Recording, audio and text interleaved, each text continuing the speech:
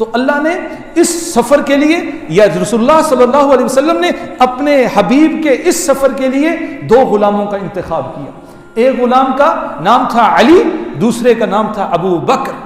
اب علی کی ذمہ داری رضی اللہ تعالیٰ کی کیا لگتی ہے کہ وہ رسول اللہ صلی اللہ علیہ وسلم کی امانتوں کو کہاں پہنچانا ہے؟ مکے والوں تک پہنچانا ہے.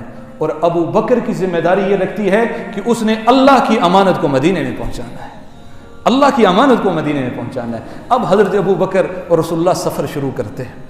رات کا پہر ہے. وہ واقعہ آپ نے سن رکھا ہے کہ آپ صلی اللہ علیہ وسلم وہاں سے نکلتے ہیں، مشرکین سامنے ان کے گھر کے باہر کھڑے رہتے ہیں لیکن رسول اللہ نظر نہیں آتے، رسول اللہ کا علم انہیں نہیں ہوتا. اب جب سفر شروع ہوتا ہے تو ابو بکر صدیق رضی اللہ تعالیٰ کبھی رسول اللہ کے آگے چلتے ہیں، کبھی رسول اللہ کے پیچھے چلتے ہیں، کبھی رسول اللہ کے دائیں طرف، کبھی رسول اللہ کے بائیں طرف. رسول اللہ پوچھتے ہیں ابو بکر یہ کیا کر رہے ہو؟ کبھی دائیں ہوتے ہو، کبھی بائیں ہوتے ہو، کبھی آگے ہوتے ہو، کبھی پیچھے ہوتے ہو.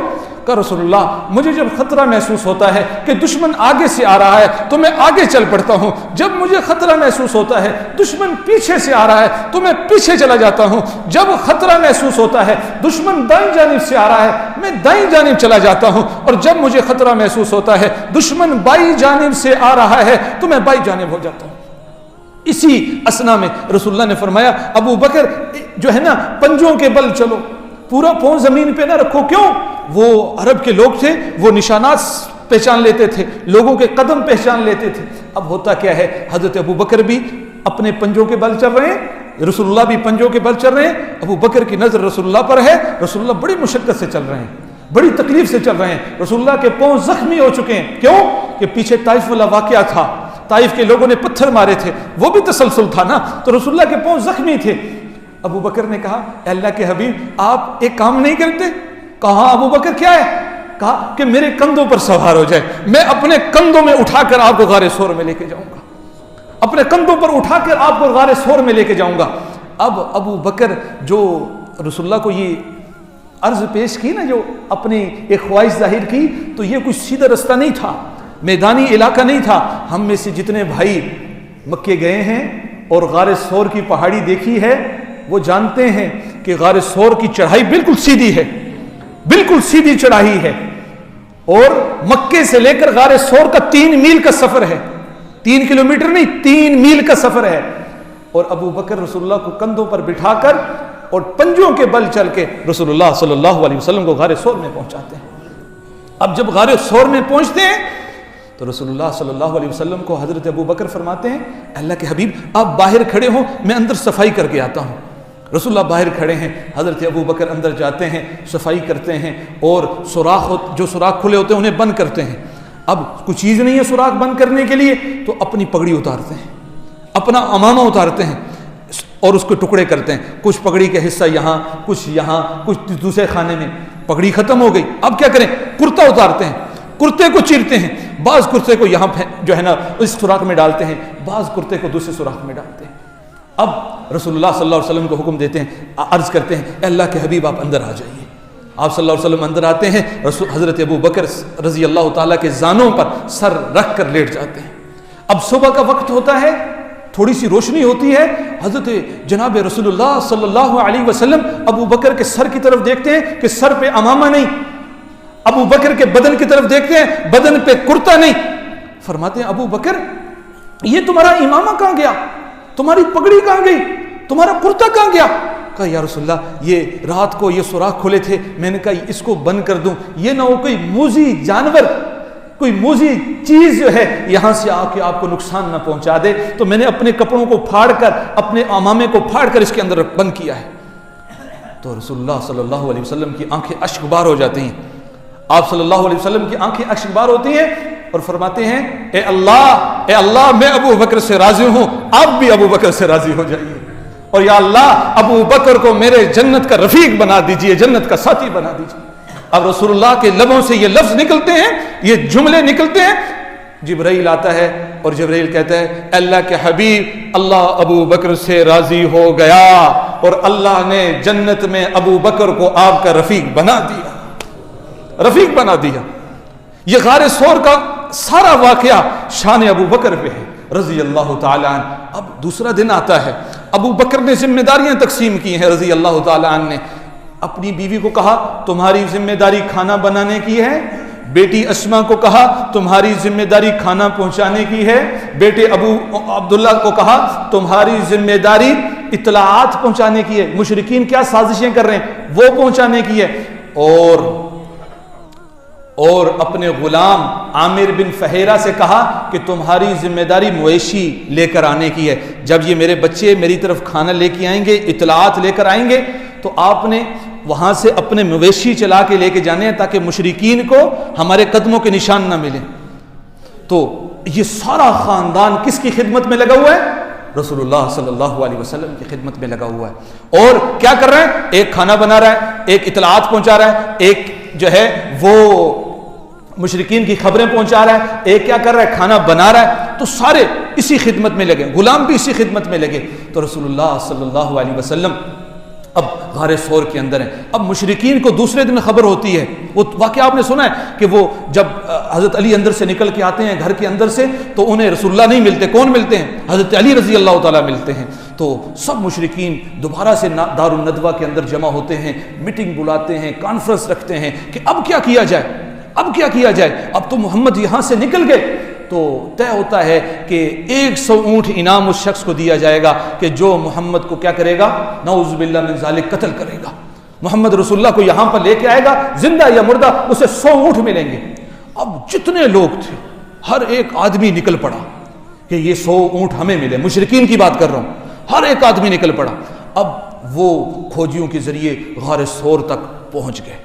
یعنی وہ اگرچہ کہ پنجوں کے بل چل رہے تھے لیکن وہ بڑے ماہر تھے. جیسے میں نے آپ کو واقعہ سنا رکھا ہے کہ ایک دفعہ عرب کے 3 لوگ کہیں جا رہے تھے اور تینوں کھوجی تھے. تینوں کو علم تھا کہ یہ پاؤں کے نشانات کس کے ہوتے ہیں, جانور کے کیسے ہوتے ہیں, انسان کے کیسے ہوتے ہیں, اور جانور کس نوعیت کا ہے. ایک دفعہ واقعہ یہ پیش آیا کہ 3 ساتھی جا رہے تھے اور وہاں سے ایک اونٹ بھی گزرا ہوتا ہے. تو وہ ساتھی کہتے ہیں یہ جو جس اونٹ کے نشان ہیں, پاؤں کے نشان ہیں, یہ اونٹ لگتا ہے کہ وہ کیا ہے, کانا ہے. دوسرا کہتا ہے کہ یہ اونٹ لگتا ہے کہ یہ جو ہے نا لنگڑا بھی ہے. تیسرا کہتا ہے کہ ایک اور بھی بات ہے, اس اونٹ کے اندر ایک مرض ہے, اس کو خارش کی بیماری ہے. اب پاس سے ایک شخص گزر رہا ہوتا ہے, وہ کہتا ہے یہ کیسی الٹی سیدھی باتیں کر رہے ہو. وہ کہتے ہیں کہ جناب یہ تم کیسے کہہ سکتے ہو کہ یہ اونٹ جو ہے لنگڑا ہے. اس نے کہا دیکھو یہ جو پاؤں کے نشان ہیں یہ سیدھی سیدھی جگہ پہ نہیں پڑ رہے, ٹیڑھے پڑ رہے ہیں, یہ اس بات کی علامت ہے کہ اونٹ لنگڑا ہے. دوسرے نے کہا کہ تو کیسے کہہ رہا ہے کہ یہ اونٹ جو ہے کانا ہے. اس نے کہا یہ دیکھو سامنے گھاس ہے, ایک طرف سے کھائی ہے دوسری طرف سے نہیں کھائی, تو اس کا مطلب ہے اسے ایک آنکھ سے نظر نہیں آتا. تیسرے سے کہا تم کیسے کہہ رہے ہو کہ اس اونٹ کو خارش کی بیماری ہے. اس نے کہا سامنے دیکھ رہے ہو درخت, اس پر اس اونٹ کی کیا ہے, اس کی جلد لگی ہوئی ہے, اور اس نے اس کے ساتھ اپنے جسم کو مس کیا ہے, اور وہ مس کرنے کی وجہ سے اس کی جلد اتر کے جو ہے وہ درخت کے ساتھ لگ گئی. تو اتنے ماہر قسم کے لوگ تھے, اتنے علم والے تھے. تو بعض لوگ جو ہیں وہ اس تدبیر میں کامیاب ہوتے ہیں اور رسول اللہ صلی اللہ علیہ وسلم تک غار تک پہنچ جاتے ہیں. اب حضرت ابو بکر صدیق رضی اللہ تعالیٰ غمزدہ, پریشان. تو رسول اللہ فرماتے ہیں لا تحزن ان اللہ معانا. ابو بکر غم نہ کھا, یہ اللہ کا قرآن آیا. ابو بکر کو تسلی دینے کے لیے اللہ کا قرآن آیا. رسول اللہ فرماتے ہیں لا تحزن, ابو بکر غم نہ کر, غم نہ کر, اللہ ہمارے ساتھ ہے, اللہ ہمارے ساتھ ہے, پریشان نہ ہو. یہ ہمیں نہیں دیکھ سکیں گے اس غار میں, یہ ہمیں نہیں دیکھ سکیں گے. اور ہوتا بھی ایسا ہی ہے کہ ان مشرکین کو 3 دن تک یہ اطلاع نہیں ملتی کہ ابو بکر کہاں تھے, 3 دن تک خبر نہیں ہوتی. اور یہ ایسی خلوت تھی حضرت ابو بکر کی اور رسول اللہ کی کہ ایسی خلوت پہ دنیا میں کسی اور کو نصیب نہیں ہوئی. اسی لیے تو حضرت عمر فاروق رضی اللہ تعالیٰ کہتے تھے کہ ابو بکر میری زندگی کی تمام عبادات تو لے لے, تمام عبادات, تمام نمازیں, تمام صدقات, تمام روزے تو لے لے, بس وہ غار ثور کی 3 رات, وہ 3 راتیں جو تو نے رسول اللہ صلی اللہ علیہ وسلم کی معیت میں گزاری تھی, وہ اس کا اجر مجھے دے دے, وہ مجھے دے دے. ایک مرتبہ ابو بکر صدیق رضی اللہ تعالی آپ صلی اللہ علیہ وسلم کی طرف سے حکم آتا ہے کہ مال خرچ کرو, اسلام کو مال کی ضرورت ہے, کسی جنگ کے لیے جانا تھا. تو حضرت عمر فاروق نے کہا اب میں جیت جاؤں گا ابو بکر سے. کیوں؟ کیونکہ مال ابو بکر کے پاس کوئی نہیں تھا. رسول اللہ صلی اللہ علیہ وسلم کے پاس عمر پہنچتے ہیں اور اپنے مال کا آدھا حصہ لے کر پہنچ جاتے ہیں. پوچھا ابو بکر عمر کتنا لائے ہو؟ کہا یا رسول اللہ اپنے مال کا آدھا حصہ لے کے آئے ہوں. اس کو تقسیم کیا، آدھا لے آؤں، آدھا گھر والوں کے لیے چھوڑا ہوں. اتنے میں ابو بکر آتے ہیں سامان لے کر. رسول اللہ پوچھتے ہیں ابو بکر تم کیا لے کر آئے ہو؟ کہا یا رسول اللہ جتنا گھر میں پڑا تھا سب لے کر آ گئے. جتنا گھر میں پڑا تھا سب لے کر، حتیٰ کہ خود ٹاٹ کے کپڑے پہنے ہوئے، ٹاٹ کے کپڑے، وہ کپڑے بھی اتار کے وقف کر دیے. تو اتنے میں جبرائیل آتا ہے تو جبرائیل نے ٹاٹ کے کپڑے پہنے ہوتے ہیں. تو رسول اللہ فرماتے ہیں جبرائیل یہ کیا، یہ ٹاٹ کا لباس کیوں پہنا ہے؟ کہا کہ یا رسول اللہ صرف میں نے نہیں، اللہ نے ابو بکر کے اس عمل پر حکم دیا کہ تمام جنت کے فرشتے بھی ٹاٹ کا لباس پہنے. تمام فرشتوں نے ٹاٹ کا لباس پہنے، صرف جبرائیل نے ٹاٹ کا لباس نہیں پہنا. اب ہوتا کیا ہے، رسول اللہ صلی اللہ علیہ وسلم غار ثور میں 3 دن رہتے ہیں. 3 دن کے بعد اب وہاں سے نکلتے ہیں، سفر شروع کرتے ہیں. راستے میں وہ جو کھوجی لگے ہوتے ہیں نا، وہ تو اپنے کام میں لگے ہوتے ہیں. ایک آدمی تھا جس کا نام تھا سراقہ. وہ دور سے رسول اللہ کو دیکھتا ہے اور گھوڑے کو دوڑا کے رسول اللہ کی طرف آ رہا ہے. حضرت ابو بکر اسی غم میں کہیں بدبخت آ کے حملہ نہ کر دے. رسول اللہ نے فرمایا ابو بکر لا تحزن، غم نہ کر، اللہ ہمارے ساتھ ہے، خالق ہمارے ساتھ ہے، تو کیوں خوف کرتا ہے، تو کیوں ڈرتا ہے؟ حضرت ابو بکر صدیق رضی اللہ تعالیٰ اس شخص کو دیکھ رہے ہو، سراقہ کو دیکھ رہے ہیں. وہ گھوڑے کو دوڑا کے آ رہا ہے. اچانک ایسا ہوتا ہے کہ وہ شخص گھوڑے سے گرتا ہے، اچانک گرتا ہے. سراقہ حیران پریشان، میں شاہ سوار قسم کا آدمی، آج تک کبھی ایسا نہیں ہوا کہ میں گھوڑے سے گرا ہوں، میں گھوڑے سے گرا ہوں. یہ بچے ہوتے ہیں جو گھوڑوں سے گرتے ہیں، میں تو شاہ سوار ہوں، میں کیسے گر سکتا ہوں؟ سراقہ نے پھر گھوڑے پر بیٹھا اور پھر گھوڑا دوڑانا شروع کیا، اور پھر جب رسول اللہ کے قریب پہنچتا ہے پھر زمین پہ گرتا ہے.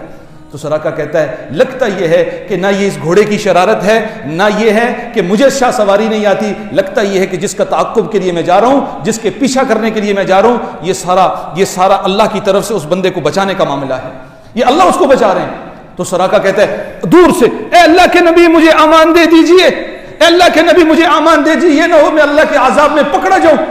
اب سراقہ، رسول اللہ فرماتے ہیں ہاں سراقہ تجھے امان ہے. قریب آتا ہے اور کہتا ہے اے اللہ کے حبیب مکے میں تو آپ کے نام کے 100 اونٹ دیے جا رہے ہیں، یعنی جو شخص رسول اللہ کو لے کے آئے گا اسے 100 اونٹ انعام میں ملیں گے. لیکن اب میرا ارادہ یہ ہے کہ میں زندگی بھر کبھی آپ کو تکلیف نہیں پہنچاؤں گا، اور اس سے بڑھ کر یہ جو رستے سے آپ گزر کے جا رہے ہیں، اس رستے پر کسی آپ کے دشمن کو بھی آنے نہیں دوں گا.